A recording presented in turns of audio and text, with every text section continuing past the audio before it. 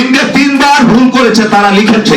একটা হলো 65 সালে ভুল করেছিল, যে 65 সালে কেন তারা পশ্চিম পাকিস্তান আক্রমণ করেছিল পূর্ব পাকিস্তানকে আক্রমণ না করে। কারণ সে সময় যদি পূর্ব পাকিস্তান তারা আক্রমণ করত, বিনা যুদ্ধে বেদিনী জয় করতে পারত, কিন্তু আল্লাহর রহমতে সেদিন আমরা বেঁচে গেছি। দ্বিতীয় ভুল করেছে তারা 71 সালে কেন তারা সৈন্য বাহিনী এই দেশ থেকে ফিরিয়ে দিল। কেননা তারা তো এসেছিল এটা দখল করার জন্য, স্বাধীন করার জন্য আসেনি। যদি আসতো স্বাধীন করার জন্য, তাহলে 11 জন সচিব নিয়ে আসার কথা ছিল না। সেক্রেটারিয়েটে তারা শুরু করে দিয়েছিল তারপরে কর্মকাণ্ড, সকল সেনানিবাস গুলো ছিল তাদের দখলে। তৃতীয় ভুল, 75 সালের 15 আগস্ট কেন তারা এই দেশ দখল করলো না। আর চতুর্থ ভুল, চতুর্থ সিদ্ধান্ত তারা বাস্তবায়ন করতে পারেনি। কারণ 5 আগস্ট শেখ হাসিনাকে এর আগে তারা পরামর্শ দিয়েছিল, আপনি 5 থেকে 600 লাশ ফেলে দেন, এই ফেলে দিলে আপনার দেশ শান্তি হয়ে যাবে। আর যদি না হয় আমরা আপনার আর্মি নামিয়ে দিবেন, আর্মি যদি জনগণের বিরুদ্ধে দাঁড়িয়ে যায় একটা গৃহযুদ্ধ শুরু হবে, এবং সেই গৃহযুদ্ধের মাধ্যমে আমরা এই দেশটা দখল করব। যদি সেদিন 5 আগস্ট জেনারেল ওয়াকার সেই সিদ্ধান্ত না নিতেন, আজকে এই প্রেস ক্লাব আমাদের থাকতো না। এই প্রেস ক্লাব আজকে ইন্ডিয়ান বাহিনীর দখলে চলে যেত। আমি যেটা বলছি, আমি সত্যি কথা বলেছি। আপনারা বিশ্বাস করুন আর না করুন, এটাই বাস্তবতা। মরহুম রাষ্ট্রপতি জিয়াউর রহমান, শহীদ রাষ্ট্রপতি জিয়াউর রহমান এই কোরআনকে ফেরত নিয়ে এসেছিলেন বাংলাদেশে। যে কোরআনকে বিসর্জন দিয়েছিল ফেসিবাদ পূর্বের শেখ মুজিবুর রহমানের সরকার।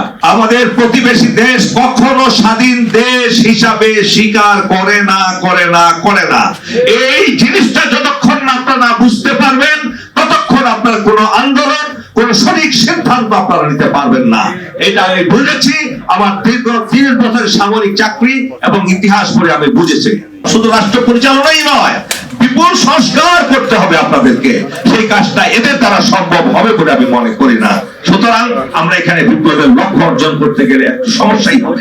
সূর্যের আলোকে অস্বীকার করা হয় যেভাবে, শুধু চন্দ্রের আলোর উপর নির্ভর করা যায় না, ঠিক 7ই নভেম্বরের চেতনাকে বাদ দিয়ে জুলাই আগস্টের বিপ্লবের কথাও চিন্তা করা যায় না। এবং সেই কারণে 7ই নভেম্বরের এই মহান বিপ্লব দিবস, সেই দিবসটিকে এই সরকারের উচিত ছিল সরকারি ছুটি ঘোষণা করা। জনাব তারেক রহমান সাহেব তিনি কিন্তু শুধু বলেছিলেন যে আমাদের হাতকে শক্তিশালী ভোটের অধিকার প্রতিষ্ঠা করা। ভোটের অধিকার প্রতিষ্ঠা করার জন্য আপনি যাকে ইচ্ছা তাকে ভোট দেন। অর্থাৎ মানুষ গত প্রায় 17 বছর মানুষের তার ভোটের অধিকার ফিরে পায়নি। সেই অধিকার ফিরে পাওয়ার জন্যই কিন্তু এই লড়াইটা ছিল। আজকেও কিন্তু আপনাদের কাছে প্রত্যাশা হচ্ছে গণতান্ত্রিক সরকার ছাড়া কোনদিন একটি রাষ্ট্র সুষ্ঠুভাবে গণতান্ত্রিক হতে পারে না।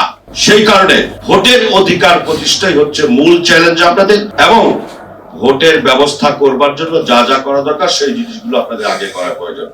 এবং মানুষের ভোটের অধিকার প্রতিষ্ঠা করতে না পারলে এই আগস্ট বিপ্লব বলেন, 7ই নভেম্বর বলেন, গণতান্ত্রিক চেতনাবোধ বলেন, সবকিছু নস্যাৎ হয়ে যাবে। সত্য, বস্তুনিষ্ঠ ও নিরপেক্ষ দৈনিক জনবাণী।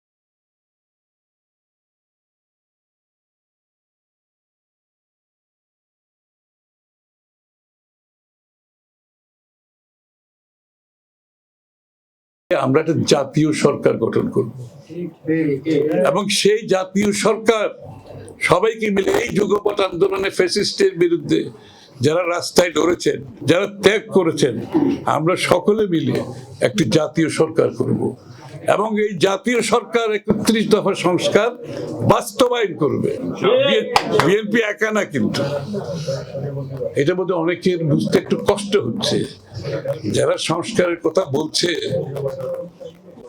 আসলে তাদের সংস্কার নিয়ে চিন্তা ভালো, কিন্তু সংস্কারের নিয়ে যদি চিন্তা করতে হয় তাহলে জাতীয় ঐক্যবোধের ব্যাপার আছে। সংস্কারের সাথে জড়িত যে গুরুত্বপূর্ণ বিষয়টি হচ্ছে জনগণের সমর্থনে, জনগণের আস্থা নিয়ে আপনি সংস্কার করবেন, জনমতের পরিপ্রেক্ষিতে আপনি সংস্কার করবেন।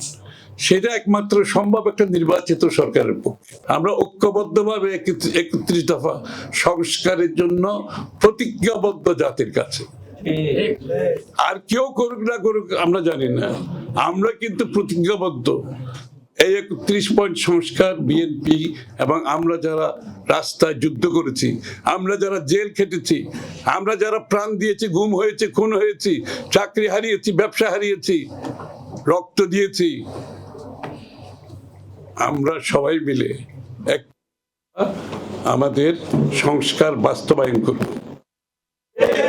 এবং আমরা সেই অধিকারও আমাদের আছে, কারণ আমরা ত্যাগ করেছি। বিএনপির নেতা কর্মীরা ১৫-১৬ বছরে জ্বলে পুড়ে খাঁটি সোনায় তৈরি হয়েছে। সংস্কারটা করতে হবে, যেই সমস্ত বিষয়ে জাতীয় ঐক্যমত আছে সেগুলো তারা করতে পারে এবং আমাদের বিএনপির পক্ষ থেকে আমাদের কোনো আপত্তিও নেই এই ব্যাপারে। শুধুমাত্র সেই কয়টি সংস্কার, যেই সংস্কারের মাধ্যমে আমরা গণতান্ত্রিক অর্ডারে দ্রুত ফিরে যেতে পারি। কিন্তু জনগণকে বাইরে রেখে যে বয়ান তৈরি করা হচ্ছে সেই বয়ান জাতির কাছে গ্রহণযোগ্য না। ওই আমরা স্বাধীনতার পরে শেখ মুজিবুর রহমান সাহেব ওনার একটা বয়ান করেছেন, মানে বাংলাদেশ কিভাবে চলবে, ওনার একটা বয়ান ছিল না। আমরা নতুন বয়ান চাই না, একমাত্র বয়ান হচ্ছে গণতান্ত্রিক অর্ডার ফিরে আসতে হবে, জনগণের কাছে জনগণের মালিকানা ফিরিয়ে দিতে হবে, জনগণ সিদ্ধান্ত নেবে। আপনি গণতন্ত্রের কথা বলবেন আর নতুন নতুন বয়ান সৃষ্টি করে জনগণের ক্ষমতা আপনি আপনি সীমিত করবেন কিংবা কেড়ে নেওয়ার চেষ্টা করবেন কিংবা জনগণকে বাইরে রেখে সিদ্ধান্ত দেওয়ার চেষ্টা করবেন, সেটা গ্রহণযোগ্য হবে না বাংলাদেশের মানুষের কাছে। সত্য, বস্তুনিষ্ঠ ও নিরপেক্ষ দৈনিক জনবাণী।